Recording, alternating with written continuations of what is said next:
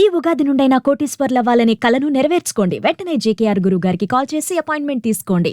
నమస్తే విజయ్ గారు. కావేరి అనే అమ్మాయి మనకు మెయిల్ చేసిందండి. వైఫ్ అండ్ హస్బెండ్ మధ్య ఇష్యూ. నాకు తీవ్రమైన అన్యాయం చేశాడు భర్త.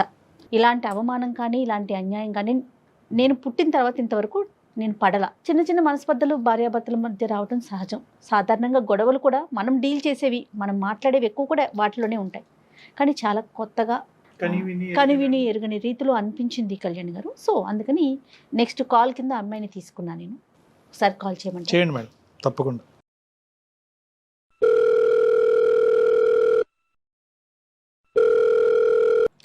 హలో, నమస్తే అండి. నేను జయాని, కావేరి గారు మాట్లాడేది. అవును మ్యామ్, కావేరీనే మ్యామ్. నేను అందమైన జీవితం ప్రోగ్రామ్ నుంచి కాల్ చేస్తున్నానండి. Okay ma'am, thank you ma'am. Hi ma'am. Hello అండి, బాగున్నారా? బాగున్నాను మ్యామ్. ఓకే, డాక్టర్ కళ్యాణ్ చక్రవర్తి గారు ఉన్నారు. నమస్తే సార్. నమస్తే సార్. నమస్తే ఒకసారి మాట్లాడండి. ఏమ్మా కావేరి, ఏం చేస్తూ ఉంటారు, ఎక్కడున్నారు? సార్ నేను software engineer sir. IT. Okay, Hyderabad లోనే ఉన్నాను సార్. చెప్పండి అమ్మా, ఏంటి సమస్య? మ్యారేజ్ 8 months అవుతుంది సార్. 8 months. యాక్చువల్ గా మ్యారేజ్ నేను నా ప్రొఫైల్ ని మ్యాట్రిమోనీలో అప్లోడ్ చేయడం వల్ల నాకు వచ్చిన మ్యాచ్ మా హస్బెండ్. సో అతని పేరు విశ్వ సార్. అతను కూడా సాఫ్ట్వేర్ ఎంప్లాయ్ అన్నమాట. సంతోషం. అండ్ ఆర్ఫన్ అన్నమాట తను. ఆర్ఫన్ అంటే వెనక ముందు ఎవరు లేరు, తల్లిదండ్రులు ఎవరు లేరు? ఎవరు లేరు సార్. సో మా పేరెంట్స్ కూడా ఏమన్నారంటే ఎవరు లేరు కాబట్టి సో బేసిక్ గా ప్రాబ్లమ్స్ ఏం లేవు అన్నట్టుగా ఓకే చేసుకున్నాం. అతని ప్యాకేజ్ కూడా మంచిగా ఉంది. అందరం కలిసి హ్యాపీ ఫీల్ అయ్యి మ్యారేజ్ చేసుకున్నాం సార్. 3 months లో మా మ్యారేజ్ అయిపోయింది. పెద్దల సమక్షంలో చేసుకున్నారమ్మా? అంటే అందరినీ పిలిచి? అవును సార్, అవును సార్. Arranged marriage. కాదు, అరేంజ్డ్ మ్యారేజే, కానీ అందరు పెద్దలు వచ్చారుగా? మన సైడ్ వాళ్ళందరూ వచ్చారు. తనకి ఎవరు లేరు కాబట్టి తను ఒక్కడే వచ్చారు సార్. ఫ్రెండ్స్ కూడా ఎవరు రాలేదు. ఫ్రెండ్స్ కూడా రాలేదా? ఎవరు రాలేదు మ్యామ్. సో ఇంకా 8 months అవుతుంది సార్. బానే ఉన్నాము. బట్ రీసెంట్ గా నాకు 1 week బ్యాక్ మా ఫ్రెండ్ కాల్ చేసింది సార్. తనకు మంచి కంపెనీలో జాబ్ వచ్చింది. సో ఇంకా వేకెన్సీస్ ఉన్నాయి, నువ్వేమైనా ట్రై చేస్తావా, ప్యాకేజ్ బెటర్ ఉంది అని చేసింది. సో ఏంటి కంపెనీ అని అడిగేటప్పటికి అది మా హస్బెండ్ వర్క్ చేస్తున్న కంపెనీ అని తెలిసింది నాకు. ఓకే. సో ఇలా ఓకే, మా హస్బెండ్ కూడా అక్కడే వర్క్ చేస్తున్నారు కదా అంటే డీటెయిల్స్ అన్ని చెప్పిన తర్వాత అవునా ఓకే అంది. సో ప్రాజెక్ట్ వర్క్ మీద ఆయన ఎవ్రీ మంత్ చెన్నై వెళ్తూ ఉంటారు సార్. అదే విషయం తనతో షేర్ చేశాను అనమాట. ఇలా ఎవ్రీ మంత్ తను ప్రాజెక్ట్ పని మీద చెన్నై వెళ్తూ ఉంటారు, మీకు ప్రాజెక్ట్స్ ఎక్కువ అనుకుంటా కదా అని ఇట్లా డిస్కషన్ అయితే అట్లాంటి ప్రాజెక్ట్స్ ఏం లేవు, ఇక్కడ అంతా వర్క్ ఫ్రమ్ హోమే చేస్తున్నారు అందరూ. అండ్ వాళ్ళ స్ట్రీమ్ అయితే ఎక్స్ట్రీమ్లీ వర్క్ ఫ్రమ్ హోమ్ చేస్తున్నారు. సో ఎక్కడికి వెళ్ళే అవకాశమే లేదు అని చెప్పింది. తను చెప్పింది ఎంతవరకు కరెక్ట్ అంటారు? తను చెప్పింది కరెక్టా కాదా నేను వెంటనే డిక్లేర్ చేసుకోలేదు మ్యామ్. విన్నాను అంతే. తనకి కూడా ఇవన్నీ నేను ఎక్స్ప్లోర్ చేయలేదు. సో తర్వాత నేను through friends through background work చేసుకున్నాను అనమాట. అది నిజమా కాదా, ఎందుకంటే అతన్ని మనం డైరెక్ట్ బ్లేమ్ చేయలేం కదా మ్యామ్. సో ఫ్రెండ్స్ త్రూ కనుక్కుంటే అట్లాంటి నిజంగానే ఏం లేదని చెప్పారు. సో అసలు ఏం జరుగుతుంది, ఎందుకు వెళ్తున్నాడు చెన్నై, అసలు కనుక్కుందాం అని చెప్పేసి నేను ఫ్రెండ్స్ త్రూ తన లొకేషన్ ఎక్కడున్నాడు ఏంటి అని కొంచెం వాళ్ళని రిక్వెస్ట్ చేసి తెలుసుకొని తన్ని వెళ్ళాను మ్యామ్ ఆ ప్లేస్ కి. ఓకే అండి, ఓకే. అక్కడికి వెళ్ళి చూసేటప్పటికి ma'am really I was shocked. నేను అసలు నా లైఫ్ లో ఇట్లా జరుగుతుంది అని నేను ఎక్స్పెక్ట్ కూడా చేయలేదు మ్యామ్. అక్కడ అతనికి ఆల్రెడీ మ్యారేజ్ అయిపోయింది. మ్యారేజ్ అయిపోయిందా? 1 year చిన్న బాబు కూడా ఉన్నాడు మ్యామ్. ఆ అమ్మాయితో ఎంతకాలం అయిందంటమ్మా పెళ్లి అయ్యి? ఫస్ట్ ఆమెతో 2 years అయిందంట సార్. 1 year బాబు ఉన్నాడు. ఆ అమ్మాయి ఎలా రియాక్ట్ అయింది నిన్ను అక్కడ చూసి? ఆ అమ్మాయి ఎదుర్కొంటానే నువ్వు వెళ్ళావా, లేదంటే ఆ అమ్మాయి లేకుండా ఇతను అడిగావా? తను కూడా ఇప్పుడు నా సిచ్యుయేషన్ తనది కూడా తనకి తెలియదు, ఎక్స్పెక్ట్ చేసి ఉండకపోవచ్చు, అసలు ఏం జరుగుతుందో తనకు అర్థమై ఉండకపోవచ్చు. ఐ మీన్ నేను గట్టిగా అరవడం తిట్టడం ఒక చెంప దెబ్బ అయితే వేసాను కోపం వచ్చి. ఒక దెబ్బ వేయగానే మీరెవరు, మీకు ఏం రైట్ ఉంది, ఎందుకు కొడుతున్నారు మా హస్బెండ్ అని అడిగింది. సో జరిగిందంతా చెప్పిన తర్వాత షీ వాజ్ ఇన్ షాక్. ఇలా జరిగిద్దని నేను అసలు ఎక్స్పెక్ట్ కూడా చేయలేదు ma'am. I can't digest. And నేను ఇప్పుడు ఈ సిచ్యువేషన్ నుంచి ఎలా బయటకు రావాలి, ఎలా నెక్స్ట్ నా స్టెప్ ఏం తీసుకోవాలి, నా పేరెంట్స్ కి ఏం చెప్పాలి, సొసైటీలో నా పరిస్థితి ఏంటి, అసలు నాకేం అర్థం కాలేదు మ్యామ్. అందుకే నేను మిమ్మల్ని అప్రోచ్ అవ్వాల్సి వచ్చింది. ఆ సిచ్యువేషన్ తర్వాత అతనితో మాట్లాడారా? మాట్లాడితే నా వల్ల నువ్వు ఎప్పుడు హర్ట్ అవ్వలేదు కదా, నేను ఎప్పుడు ఇబ్బంది పెట్టలేదు కదా, నిన్ను బాగానే చూసుకున్నా కదా అంటున్నాడు మ్యామ్. ఎంతవరకు కరెక్ట్ మ్యామ్? నన్ను బాగా చూసుకున్నావు అనడానికి అసలు ఇక్కడ ఛాన్స్ ఉన్నా, ఐఎమ్ సెకండ్ వైఫ్. ఇప్పుడు how can I digest that ma'am? అమ్మ కావేరి సార్ చెప్పండి సార్. ఏం స్టెప్స్ తీసుకోవాలి అనేది ఎవరు చెప్తారమ్మా? ఇప్పుడు తీసుకోవాల్సిన స్టెప్స్ ఎప్పుడు తీసుకోవాలి? పెళ్లికి ముందు తీసుకోవాలి. నువ్వు ఇప్పుడు పెళ్లి తర్వాత చేసినటువంటి ఎంక్వైరీల్లో ఒక 1% అయినా పెళ్లికి ముందు చేసుంటే కనుక ఏదో ఒక గుట్టు అయితే బయటకు వచ్చి ఉండేది. అమ్మా నాన్న లేరు, అంతవరకు అర్థమైంది. వెనక ముందు ఎవరు లేకపోవటం అనేది మాకు అర్థమైనా కూడా స్నేహితులు కూడా లేనటువంటి పెళ్ళి ఏంటమ్మా? అతని తరపు ఎవరూ రాకపోవటం ఏంటి? మీ తొందర ఏంటి అసలు నాకు అర్థం కాలేదు. నువ్వు చదువుకున్నటువంటి అమ్మాయి ఏంటి, పెళ్లి రేపో ఎల్లుండో జరగకపోతే ఏమైనా ఆకాశం నెత్తి మీద పడుతుందా? మిద్దిరికి నెత్తి మీద పడుతుంది, ఏమవుతుంది? ఏంటి ఆ తొందరపాటుతనం? నీకు ఎంక్వైరీ చేయాలన్న ఆలోచన సమయస్ఫూర్తి లేదు. మీ తల్లిదండ్రులు మాత్రం కొద్ది గొప్ప ఎంక్వైరీ చేయకూడదా? పేరెంట్స్ ఎంక్వైరీ చేయాలి కదా. మీకు కనిపించినటువంటి ఫిగర్ ఏంటంటే ఆ 6 అక్షరాల 6 నెంబర్స్ ఫిగర్ కనిపించింది మీకు. ఒకటి వెనకతల 00000 కనిపించింది. ప్యాకేజ్ అట్రాక్టివ్గా ఉంది కాబట్టి వెనక ముందు ఎవరు లేకపోతే కనుక అత్తమామల టార్చరు, కుటుంబం యొక్క శాడిజం ఉండదు అనేటటువంటి ఆలోచనతోనే వెళ్ళావు. కానీ అసలు ఒక మనిషికి ఎవరూ లేకుండా ఎందుకు ఉంటుంది అనేది ఆలోచించలేదమ్మా మీరు కానీ మీ తల్లిదండ్రులు కానీ. ఇక్కడ మీతో పాటు తల్లిదండ్రుల పాత్ర చాలా ఉంది కదండి కావేరి. అవును మ్యామ్. యాక్చువల్ గా నేను మమ్మీ వాళ్ళు తెలుసు కదా మ్యామ్, ఇప్పుడు ఆల్రెడీ ఇప్పుడున్న సొసైటీలో లవ్ మ్యారేజ్ జరుగుతున్నాయి, అన్ని ఎవరి ఇష్టమైనట్టు వాళ్ళు. కానీ వాళ్ళు ఏంటంటే నేను ప్రొఫైల్ సెలెక్ట్ చేసుకొని మంచిగా ఉన్నారని చెప్పేటప్పటికి వాళ్ళు ఓకే తనకి తెలుసు కదా అని పేరెంట్స్ కూడా నన్ను బ్లైండ్ గా నమ్మారు. కాదు కావేరి, ఎంత మెచ్యూర్డ్ గా మాట్లాడుతున్నారు మీరు. అంటే ఆర్ఫన్ అనేటప్పటికి జాలిపడి చేసుకున్నావమ్మా? సార్ నేను నిజంగా అతని ప్యాకేజ్ నాకు నథింగ్ సార్. ఎందుకంటే ఎలా అయినా నాకున్న ప్యాకేజ్ కూడా మంచిగానే ఉంది. కాకపోతే ఏంటంటే ఆర్ఫన్ అంటే నాకు నిజంగా అతనికి నేను నా ఫ్యామిలీ చాలా సపోర్ట్ ఉండాలి. అండ్ మా ఫ్యామిలీలో ఒకటిలా కలిసిపోతాడు. సో తనకి నేను మంచి ఫ్యామిలీ ఇచ్చిందని అవుతాను అనుకున్నాను. కానీ ఏదో తన ప్యాకేజ్ చూసో తను ఇంకా నాకు ప్రాబ్లం ఉండదని నేను ఎప్పుడు అనుకోలేదు సార్. నువ్వు అనుకోలేదు, కానీ ఇందాక నువ్వు అన్నటువంటి మాటలు ఏంటంటే బాగుందమ్మా అని చెప్పి మీ అమ్మ నాన్న అని ప్యాకేజ్ కూడా బానే ఉంది కదా అనే మాట అన్నావు కాబట్టి నేను అంటున్నాను. అదే నాకు అర్థమైంది సార్. యాజ్ ఏ పేరెంట్స్ గా వాళ్ళ కన్సర్న్ ఇంకా అలా అనుకుంటారు కదా, ఇంకా క్యారెక్టర్ అది అంటే నేనేదో చూస్ చేసుకున్నా ఓకే మంచి. సో ఇక్కడ ఏంటంటే ఆర్ఫన్ అనే దాంట్లో అతనికి మంచి జీవితాన్ని ఇద్దామనే ఉద్దేశం అమ్మా, లేదంటే నీకు మంచి జీవితం లభిస్తుందనే ఉద్దేశం? అంటే అతనికి సంబంధించినటువంటి ప్రేమ అటు ఇటు పోకుండా మొత్తం అంతా నాకే వస్తుందనే ఆలోచన వల్ల చేసుకున్నావా? లేదంటే అతనికి ఏకాకి అతను ఎవరికి లేరు కాబట్టి అతనికి నేను ఒక కుటుంబం ఇవ్వాలని? తనకి ఎవరు లేరు కాబట్టి సో మంచిగా చూసుకోవచ్చు, తను మంచిగా ఉంటాడు, మాలో ఒకటిలా ఉంటాడు, తనకు హ్యాపీగా ఉంటది. మామూలు కాదు కావేరి, ఇవాళ రేపు ఇప్పుడు ప్రతి ఒక్కరు ఫోన్ లో కూడా మాట్లాడుకుంటున్నారు కదమ్మా. వన్స్ ఎంగేజ్మెంట్ అయినా లేకపోతే ఓకే అనుకున్న తర్వాత అట్లా మీ ఇద్దరు మాట్లాడుకోలేదా? అబ్బాయితో నువ్వు మాట్లాడలేదా? మాట్లాడాను మ్యామ్. ఇప్పుడైనా మా ఫ్రెండ్ కాల్ చేసే వరకు కూడా నాకు అసలు ఈ డౌట్ అనేది నాకు రాలా. ఎందుకంటే నన్ను తను అంతే మంచిగానే చూసుకున్నాడు. ఎక్స్ప్రెస్ చేయాలి అతను ఎక్కడా కూడా ఈవెన్ మా పేరెంట్స్ కైనా కూడా డౌట్ రాలా. అతను అంత మంచిగానే ఉన్నాడు. మా పేరెంట్స్ అయినా చాలా హ్యాపీ. ఎందుకంటే మనం ఆర్ఫన్ అని ఎంక్వైరీ చేసుకోకుండా చేసుకున్నా కూడా వాట్ ఎవర్ ఇట్ ఈస్ తను మంచోడు అన్న ఫీలింగే నాకు మా ఫ్రెండ్ కాల్ చేసే వరకు 1% డౌట్ కూడా రాలేదు మ్యామ్. నన్ను ఎందుకు ఇట్లా పెళ్లి చేసుకున్నావు అని నిలదీసినప్పుడు అతను ఏం చెప్తాడు? మిమ్మల్ని బాగా చూసుకోవటమేనా? అదే ఆన్సర్ చెప్తున్నాడు మ్యామ్. అందుకే నాకు అర్థం కావట్లా. ఇప్పుడు ఇద్దరిని నేను తన్ని కన్విన్స్ చేసుకుంటాను, మంచిగా ఉందాం అంటున్నాడు మ్యామ్. అది ఎంతవరకు అడుగుతున్నాడు అతను చక్కగా. చేస్తాడు, ఎవరిని చేస్తాడు? వాడు ఏమైనా పెద్ద ఇది అనుకుంటున్నాడా, పోటుగాడా? అసలు సెకండ్ వైఫ్ అనే పదం కూడా లేదమ్మా అసలు వాస్తవానికి. ఏంటంటే ఎందుకంటే సెకండ్ అనేది ఉంటది కానీ ఆ ఫిల్ ఇన్ ద బ్యాంక్ లో ఎవరికి ఏది కావాలంటే అది నింపేసుకోవచ్చు. నీ దురదృష్టం ఏంటంటే సెకండ్ ఆ బంధం ఏంటో తెలియదు. ఇప్పుడు ఆ పరిస్థితిలో నువ్వు ఉన్నావు. సో కాబట్టి ఆ వైఫ్ అనే పదం కూడా కాదు, అతను చేసినటువంటిది ఎందుకు చూసే ప్రేక్షకులకి చాలా మందికి అర్థమై ఉంటుంది. ఇక్కడ నాకంటే లాయర్ గారు ఉంటే బాగుంటుంది. వాస్తవానికి అది చట్టరీత్యా నేరం, అతను చేసినటువంటి పని చట్టరీత్యా నేరం. లీగల్ గా కూడా నేను ఎక్కడ క్వశ్చన్ చేయడానికి కూడా నాకు అవకాశం లేదు. ఇప్పుడు మీరు అన్నట్టే రేపు లాయర్ కూడా అనొచ్చు, అమ్మా ఎంక్వైరీ చేయకుండా నువ్వు ఎందుకు ఈ స్టెప్ తీసుకున్నావు, ఎందుకు యాక్సెప్ట్ చేశారని. లేదు, పెళ్లి చేసుకున్నారు, అంతమంది సమక్షంలో పెళ్లి చేసుకున్నారు, యూ హావ్ బీన్ చీటెడ్ అమ్మా. So that is very clear cut, నువ్వు చీట్ చేయబడ్డావు.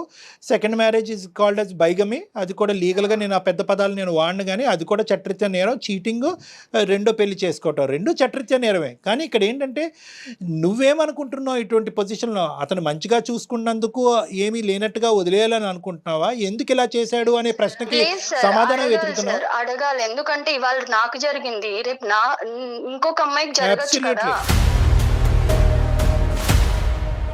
ఆర్ఫన్ అనే ట్యాగ్ తో ఎంతమందిని మోసం చేశాడో మనకి. మీరేం ఎక్స్పెక్ట్ చేస్తున్నారండి మాకు మెయిల్ చేయడానికి అందమైన జీవితానికి? నాకు అతనితో ఉండాలని కాదు మ్యామ్, కానీ అతనికి రియలైజేషన్ రావాలి. అండ్ ఇంకొకసారి ఇంకొక అమ్మాయి లైఫ్ తో కానీ, ఇప్పుడున్న అమ్మాయి వాళ్ళ ఫస్ట్ వైఫ్ అది తను మ్యారేజ్ చేసుకున్న అమ్మాయి, తనకి మళ్ళీ ఇలాంటి ప్రాబ్లం రావద్దు సార్. సో మీరు డిసైడ్ అయిపోయారు అతని నుంచి దూరంగా ఉండటానికి? ఉండాలని అనుకుంటున్నాను మ్యామ్. సో ఒకటే కదమ్మా, ఒకటే డోర్ ఓపెన్ చేస్తావు, ఏంటంటే నా స్థానం 10లో చేయండి, నాకు నా భర్త కావాలి అనేటువంటిది లేదు. ఓన్లీ థింగ్ ఏంటంటే నేను మోసపోయాను, అలాగే వేరే ఆడపిల్ల మోసపోకూడదు, నేను వెచ్చలపెట్టి తన అందమైన జీవితం ద్వారా కట్ చేయండి అని రిక్వెస్ట్ చేయాలి. అండ్ ఇలాంటి నాలాగా ఆర్ఫన్ కదా మంచి చేద్దామని తలకి తగిలించుకునే వాళ్ళు చాలా మంది ఉండుండొచ్చు. సో అలాంటి వాళ్ళందరికీ మన అందమైన జీవితం ప్రోగ్రామ్ నుంచి ఒక రియలైజేషన్ రావాలి.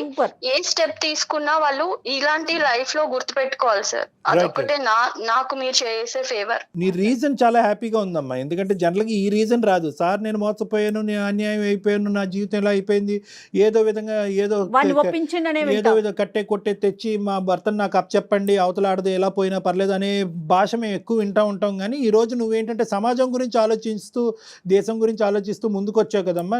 రియల్లీ గ్రేట్ అమ్మా, రియల్లీ గ్రేట్. సార్ 8 months లో దేవుడు ఎందుకు నాకు ఇలాంటి సిచ్యువేషన్ తెచ్చాడు. ఇంకో 1-2 years అంటే నేను కూడా ఒక బేబీతో మళ్ళీ అప్పుడు నిజంగానే ఇలా అడిగేదాన్నేమో, సార్ ఏదో ఒకటి చేయండి అని. బట్ రియల్లీ గాడ్స్ సేక్ నేను ఇప్పుడు కొంచెం సేఫ్ జోన్ లో ఉన్నా. సో అలాగే ఇంకెవరు సఫర్ అవ్వద్దు సార్. ఇక్కడ ఏమన్నా ఒక పాజిటివ్ యాంగిల్ ఉందంటే కనుక నువ్వు ఇంకా కన్సీవ్ అవ్వకపోవటం, గర్భవతి కాకపోవటం అనేది ఒక పాజిటివ్ యాంగిల్ అమ్మా నిజంగా. ఎందుకంటే ఈ రోజు నీ మనస్సాక్షికి నువ్వు సమాధానం చెప్పుకోవాలి, రేపొద్దున పుట్టబోయే బిడ్డకి సమాధానం చెప్పుకునే దురదృష్టకరమైన పరిస్థితి రాలేదు. హ్యాపీ, అతను దొరుకుతాడమ్మా మనకి ఇప్పుడు. సార్ నేను కాన్ఫరెన్స్ పెడతాను సార్, మంచిగా ఫుల్ మీల్స్ పెడదాం. The person you are speaking with has put your call on hold. Hello విశ్వ. హలో చెప్పు. నేను అందమైన జీవితం ప్రోగ్రామ్ మ్యామ్ వాళ్ళ దగ్గర నా ప్రాబ్లం తీసుకెళ్లాను. నువ్వు ఇప్పుడు అక్కడికి ఎందుకు వెళ్ళావు? మరి ఎక్కడికి వెళ్ళాలి? నువ్వు చేసిన గొప్ప పనికి నేను ఎక్కడికి వెళ్ళాలో చెప్తే పోనీ అక్కడికే వెళ్తా. ఏదన్నా ఉంటే ఇంట్లో చూసుకోవాలి కానీ బయట రోడ్డు మీదకి ఎందుకు ఎక్కావు? అంటే నా ఇజ్జత్ తీసేస్తావా రోడ్డు మీదకి వెళ్ళి?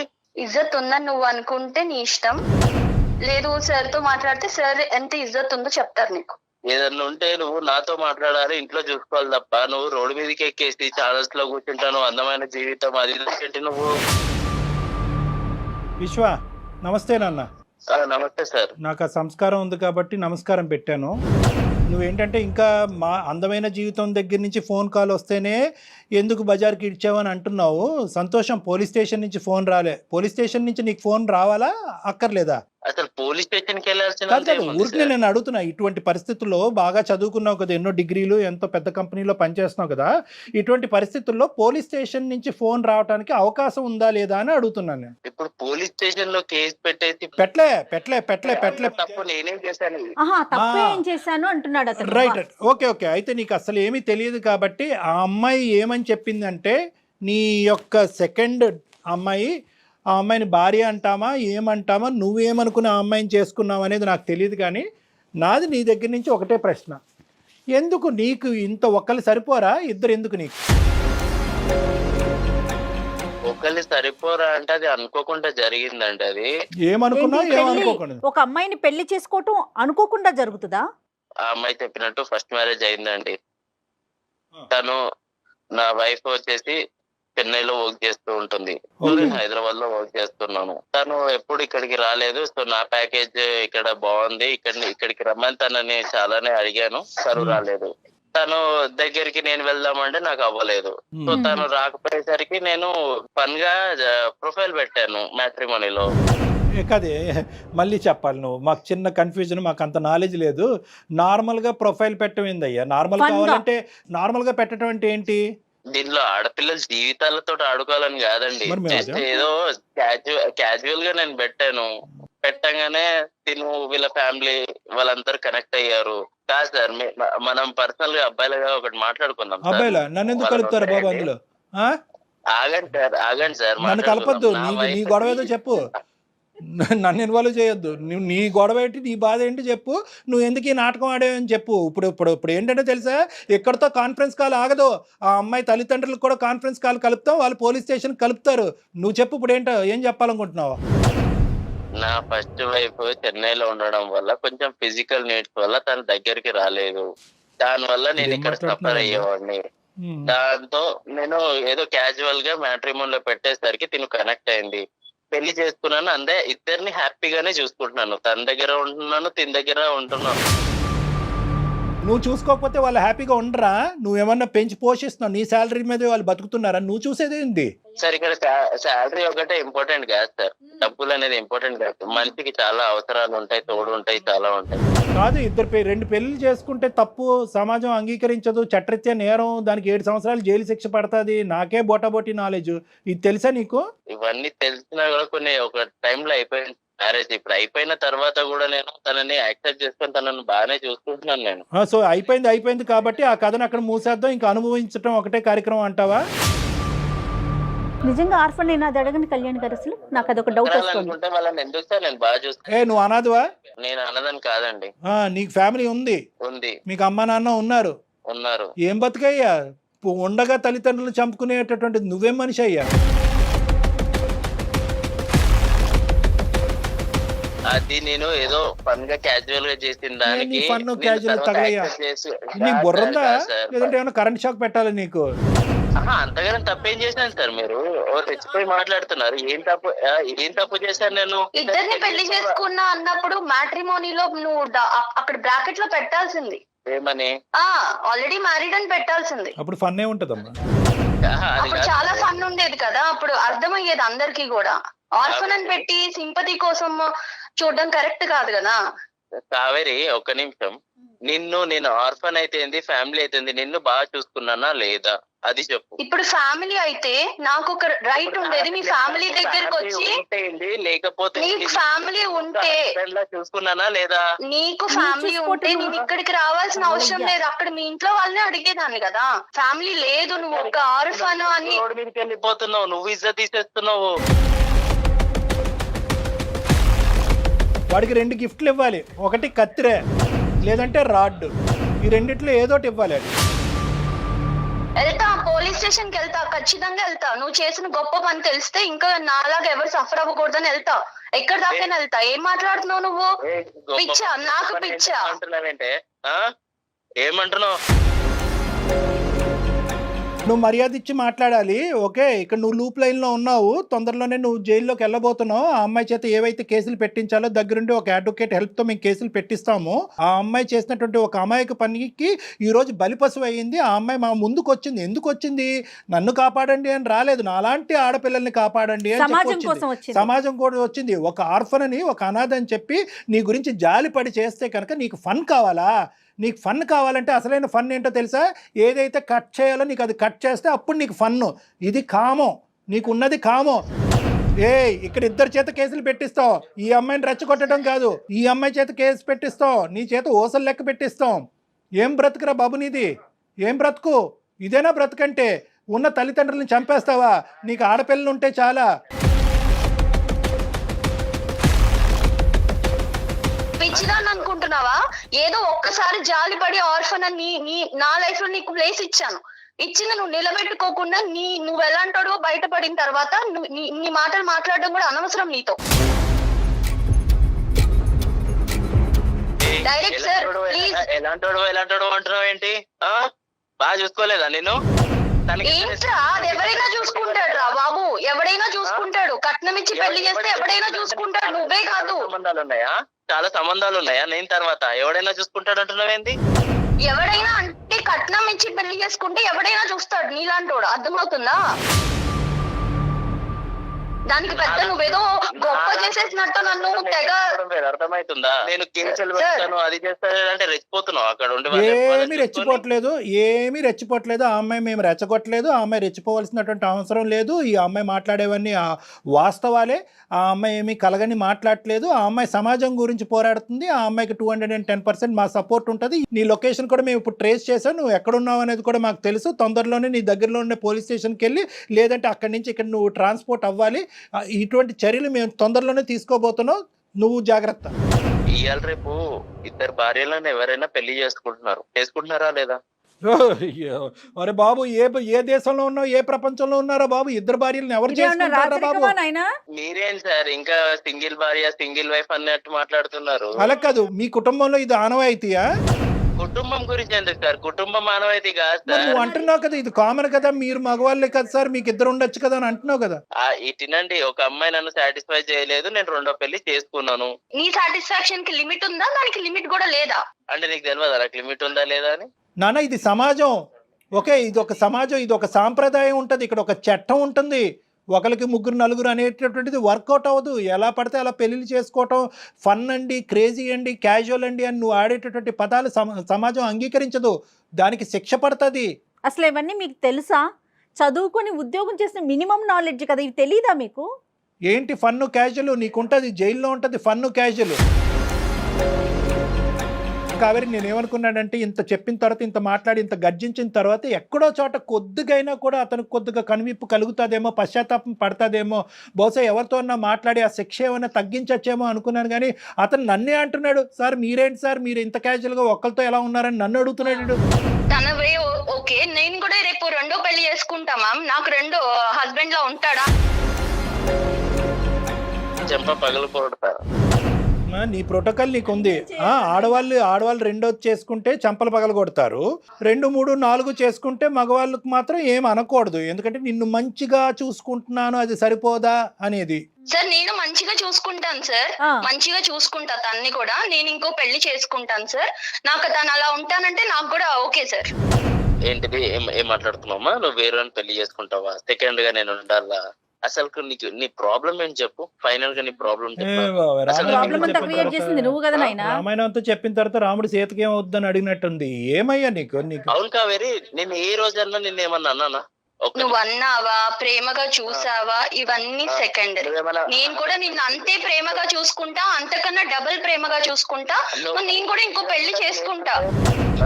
ఎలా నువ్వు అసలు నీకు అంత ధైర్యం ఉంటే ఇంకొక ఆడపిల్లని లైఫ్ లోకి తీసుకున్నావు? అసలు నీకు బ్రెయిన్ పని చేయట్లేదని నాకు అర్థమవుతుంది. కానీ నీ అంత క్రాక్ గా నేను మాట్లాడలేకపోతున్నా, అర్థమవుతుందా? అసలు నీకు పెళ్ళే, నిన్ను నమ్ముకుని ఒక అమ్మాయి అక్కడ ఉంది విత్ కిడ్. నా ఫస్ట్ వైఫ్ దగ్గర నాకు ఎలాంటి హ్యాపీనెస్ లేకుండా, ఇప్పుడు నాకు నీ దగ్గర నుంచి హ్యాపీనెస్ లేదు. మరి నాకు హ్యాపీనెస్ లేదు. ఆ అమ్మాయి అయితే నీతో ఉండాలని అనుకోవట్లేదు. అది చాలా దూరం మాట. అది నువ్వు కల్లో కూడా ఊహించుకోవద్దు.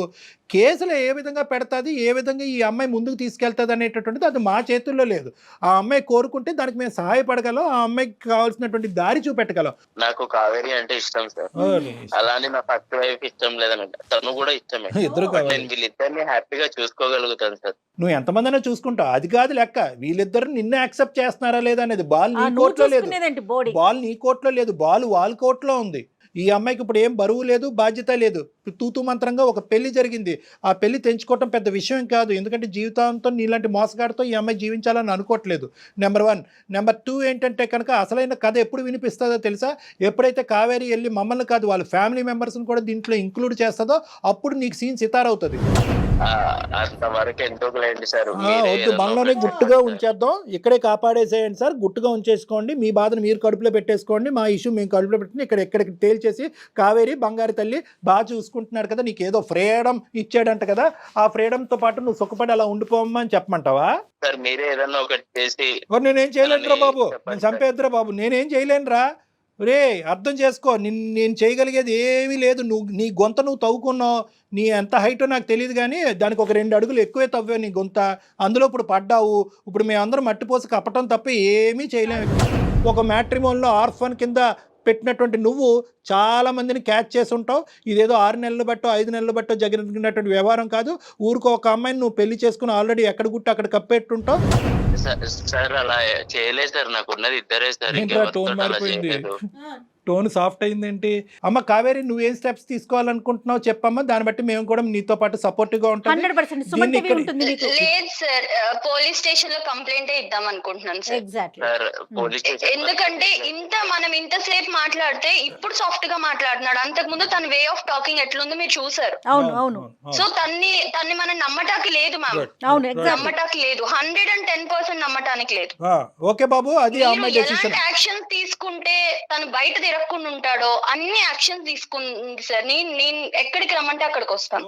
నా లైఫ్ ఖరాబ్ చేయకండి సార్. నేను ఖరాబ్ చేశాను, నువ్వే ఖరాబ్ చేసుకున్నావు. నువ్వు పైనుంచి కింద వరకు బ్లాక్ పెయింట్ వేసుకున్నావు. మేమేం ఖరాబ్ చేసాం చండాలం కానీ? మేం చేసాం అంటున్నావు. పోలీస్ స్టేషన్ వద్దు, పోలీస్ స్టేషన్ కళ్యాణ మండపం బుక్ చేయాలా నీకు? పోలీస్ స్టేషన్ కాకపోతే ఆ టైంలో అలా జరిగిపోయింది సార్. ఈ టైంలో ఇలా జరుగుతుంది చూడండి. ఇప్పుడు బాబు ఏది మా చేతుల్లో లేదు. ఆ అమ్మాయికి కనువిప్పు కలిగింది, ఆ అమ్మాయి తీసుకునే స్టెప్స్కి మేము సపోర్ట్ చేస్తున్నాము. అర్థమైందా? ఇంకేది ఉన్నా కూడా లీగల్గా మాట్లాడుకోవాల్సినటువంటి అవసరం ఉంది. మేము అడ్వకేట్ని కూడా అప్రోచ్ అవుతాం, అడ్వకేట్ కూడా ఇందులో ఇన్వాల్వ్ అవుతారు. తర్వాత సంగతి తర్వాత చూసుకుందాం. ఒక ఆడపిల్లకి అన్యాయం జరిగితే ఎట్టి పరిస్థితిలో మౌనంగా మాత్రం ఉండదండి సుమన్ టీవీ అండ్ కళ్యాణ్ గారు కూడా. డెఫినెట్గా ఆ అమ్మాయి ప్రజల కోసం, అందరి కోసం ముందుకొచ్చింది, ఆడపిల్లలందరి కోసం ముందుకొచ్చింది. డెఫినెట్గా నీకు మేము 100% సపోర్ట్ చేస్తాము. ఏం చేద్దామో ఒకసారి మాట్లాడుకుందాం. తప్పకుండా అమ్మ, నువ్వు నీ పేరెంట్స్ ఇమీడియట్గా ఇన్వాల్వ్ చేయాలి. ఎందుకంటే ఇప్పటి వరకు నువ్వు ఇన్వాల్వ్ చేయలేనట్టు మాకు అర్థమవుతుంది. పేరెంట్స్ని ఇన్వాల్వ్ చేయాలి, ఎందుకంటే వాళ్ళ యొక్క సపోర్ట్ కావాలి రానున్న రోజుల్లో. ఎందుకంటే ఇలా ఒకసారి హార్డ్గా ఒకసారి సాఫ్ట్గా మాట్లాడినటువంటి మనిషి ఈ రోజు నువ్వేదో స్టెప్ తీసుకోబోతున్నావు అని చెప్పి మళ్ళీ హార్డ్ అవుతే కనుక అది సమస్యాత్మకంగా మారుతుంది. అది ఏమైనా క్రిమినల్. ఏమయ్యా సార్, ఇది మీ ప్రోగ్రామ్ వల్ల చాలా మందికి లైఫ్ ఇచ్చారు, నా లైఫ్ ఎందుకు సార్ ఇలా ఖరాబ్ చేస్తున్నారు? అంటే ఆ లైఫ్ తీసేసి నీకు లైఫ్ ఇచ్చేయాలన్నమాట, ఇదే నీ ఎజెండా. నేనేమనయ్యా నీకు లైఫ్?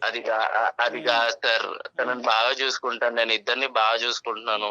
ఓకే, నిన్ను చూసుకో, చేతులు దాటింది, నీ జీవితం కాస్త వేరే వాళ్ళ చేతుల్లో ఉంది, వాళ్ళు లెక్క తేల్చుకొని నీ భవిష్యత్తు ఏంటో ఆలోచించుకోండి, అంతే. ఓకేనా? బాయ్ నాన్న, ఆల్ ద బెస్ట్, జాగ్రత్త. ఓకే కావేరి. ఓకే, ఇంకొక విషయం కూడా మనం డిస్కస్ చేయాలండి. ముఖ్యంగా ఆడపిల్లలే, వెనక ముందు ఎవరు ఉండొద్దు, ఓన్లీ అబ్బాయి ఒక్కడే ఉండాలి, ఏ బాధరాబందీ ఉండకూడదు, అప్పుడే మేము హ్యాపీగా ఉంటామన్న ఫీలింగ్ ఆడపిల్లలకి తల్లిదండ్రులకి. అది కూడా ఒక కారణమేమో కదంటారా? ఇంత తెలివైన అమ్మాయి మనం ఎక్కడ ఈ అమ్మాయి బుట్లో పడిందని మనం అందరం అనుకుంటున్నాం కదా. అన్నిటికంటే విచిత్రమైన ఆశ్చర్యం ఏంటంటే కనుక గుడ్డిగా నమ్మేటటువంటి తల్లిదండ్రులు. కరెక్టే, చదువు విషయంలో నమ్మారు, కాలేజ్ విషయంలో నమ్మారు, కెరియర్ విషయంలో నమ్మారు, క్యారెక్టర్ విషయంలో నమ్మారు. ఒక సమాజంలోకి వెళ్తుంటే కనుక ఒక పెళ్ళి అనేటటువంటిది జీవితంలోనే అతి పెద్ద అంశం. అక్కడ అనుభవం అనేది ఇంపార్టెంట్. అంతే కదండి, అనుభవం అనేది ఇంపార్టెంట్. ఆ తల్లిదండ్రులకు ఉన్నటువంటి అనుభవాన్ని నమ్మాలి. కానీ ఈ అమ్మాయి యొక్క ఆలోచనని కొద్దిగా సెకండరీగా తీసుకుని ఉంటే బాగుండేది. ఇప్పుడు ఈ పిల్ల చిన్న పిల్ల కదా, మనకు అనుభవం ఉంది కదా అని ఒక ఆలోచన ఉన్నట్లయితే కొంతైనా ఎంక్వైరీ జరిగేదేమో కదండి. అంతేనా? ఇప్పుడు ఏంటంటే ఈ అమ్మాయి పాపం ఏంటంటే నాకేదో సింగిల్గా ఉంటే కనుక మొత్తం ప్రేమ నాకే వస్తుంది, అటు ఇటు టార్చర్ ఉండదు అనే యాంగిల్లో ఈ అమ్మాయి వెళ్ళలేదు. ఈ అమ్మాయి కేవలం ఏంటంటే ఆర్ఫన్ అనేటటువంటి జాలితో, జీవితం లేని కుటుంబం లేనటువంటి ఒక మంచి అబ్బాయికి ఒక కుటుంబాన్ని ఇద్దామనే ఉద్దేశంతో వెళ్ళింది. కానీ మీరు అనేటటువంటి మాత్రం ప్రేక్షకుల్లో చాలామంది, ప్రత్యేకంగా ఆడపిల్లలు, కుటుంబాలు చాలా గుర్తుపెట్టుకోవాలి. ఆడపడుచులు ఎందరో వస్తారు, అన్నదమ్ములు ఎంతమంది ఉన్నాయి, ఆస్తులు ఏ విధంగా పంపకాలు జరుగుతాయి, 10 మంది ఉంటే కనుక 10 భాగాలు అవుతాయి, 10 దిక్కులు నరకం వస్తుంది, నేను నా భర్తే ఉండాలి అనుకునేటటువంటి ఆడపిల్లలకి బహుశా ఇది ఏంటంటే ఇది ఒక గుణపాఠం. ఎందుకంటే కనుక ఒంటరిగా వచ్చేటటువంటి వాడు ఆ ఒంటరితనంతో పాటు ఏమేమి తీసుకొస్తాడు అనేటటువంటిది గుర్తుపెట్టుకోవాలి. ఎందుకంటే అతను ఎంత కుటుంబం లేదు అంటే కనుక ఆ కుటుంబం లేకపోవటం అనేది ఎంత వాస్తవమో, మీకు సపోర్ట్ లేదు అనేది కూడా, సమస్యలు వస్తే కనుక మీకు సపోర్ట్ లేదు అనేది కూడా అంతే గుర్తుపెట్టుకోవాలి. కాబట్టి ఎప్పుడైతే కనుక ఒక పెద్ద కుటుంబంతో పాటు పెద్ద సంతోషం వస్తుందనే ఆలోచనతో ఉండాలి. కాబట్టి ఎవరూ లేకుండా ఉండాలి, ఏకాకి అయ్యి ఉండాలి, వెనక ముందు ఉండకూడదు అనే ఆలోచనతో బహుశా ఈ అమ్మాయిలాగా మీరందరూ కూడా బుట్టలో కాలేయొద్దు. కాబట్టి జాగ్రత్తగా ఉండండి. ఇటువంటి మ్యాట్రిమోనీలోంచి వచ్చేటటువంటి ఫ్యాక్స్ అన్నీ కూడా ఫ్యాక్స్, అది చాలా గొప్ప మ్యాట్రిమోనీ, దానికి చాలా పేరుందిన మ్యాట్రిమోనీ, దానికి ఎన్నో రివ్యూస్ ఉన్నాయని చెప్పి బ్లైండ్గా మీరు వెళ్ళొద్దు. ఎంత మ్యాట్రిమోనీలో వచ్చినా కూడా మీరు చేయవలసినటువంటి ఎంక్వైరీస్ మీరు చేసుకోవాలి. ఆ ఎంక్వైరీస్ ద్వారా 100% ఫ్యాక్స్ రాకపోవచ్చేమో, కానీ కొద్దో గొప్ప తెలిస్తే కనుక దాన్ని బట్టి మీరు లీడ్స్ తీసుకుని ఆ 1% డౌట్ ఉన్నా కూడా విత్డ్రా అవడానికి అవకాశం ఉంటుంది. రైట్ అండి. నమస్తే కళ్యాణ్ గారు. సికింద్రాబాద్ లోని doctor Narayana college of hotel management లో 100% జాబ్ గ్యారంటీ. 966365 సుమన్ టీవీలో మీ పర్సనల్ అండ్ బిజినెస్ ప్రమోషన్స్ కోసం కింది నెంబర్ కి కాంటాక్ట్ చేయండి.